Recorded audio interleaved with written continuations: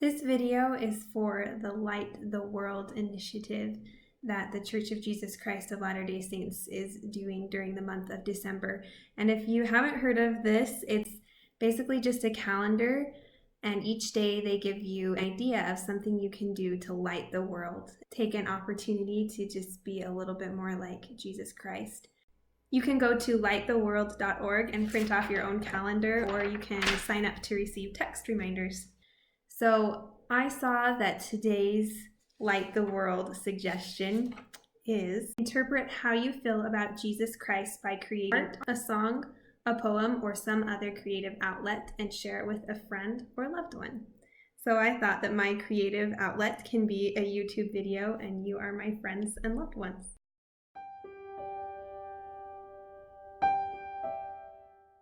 I feel so grateful for him. A little while ago, I decided to do the classic write down everything that I am grateful for, kind of in conjunction with Thanksgiving. And my list was pretty long, and this time I decided to do something a little bit different. I went through every item on my list and I started crossing things off that wouldn't be possible without Jesus Christ and his atonement. After I had finished crossing off things on the list that wouldn't be possible, my list was actually pretty short. The things that were left were just material possessions and things that didn't really matter in the long run. And it could even be argued that those were because of Jesus Christ too, because I know that he has enabled me and my husband to find our jobs and provide for our family and be able to purchase the material things that we have. James 1:17 says, "Every good gift and every perfect gift is from above, and cometh down from the Father of lights, with whom is no variableness, neither shadow of turning." Really, everything good in our lives comes from him. I feel amazed that he led a completely perfect life. Lately, I've been pondering just the pressure of that. The pressure of never being able to do anything wrong. Otherwise, everything would be lost. As someone who sometimes struggles with perfectionism, that to me is amazing in and of itself.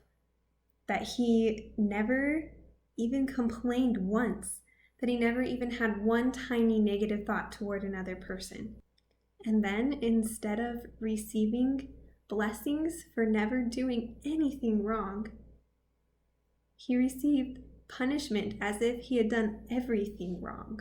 My brother-in-law told me a story about how he helped to plan a young adult activity.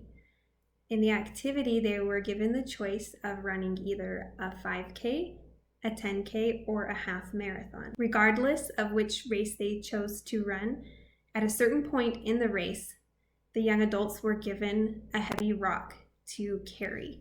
Then at a later point, they were given the opportunity to take that heavy rock and throw it off a bridge and get rid of that burden. But when my brother-in-law was telling me this story, I thought of in the New Testament when Jesus Christ was going through the atonement, it says that he began to feel very heavy and sorrowful. And that's when I realized we're not just throwing our burdens, our rocks, off some imaginary bridge.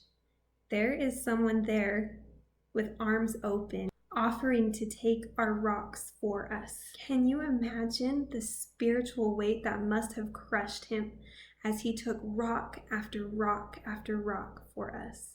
I love him for taking my rocks. He has taken away all of my mistakes, mended my relationships, enabled me to overcome natural tendencies to be more patient with my kids as a mother.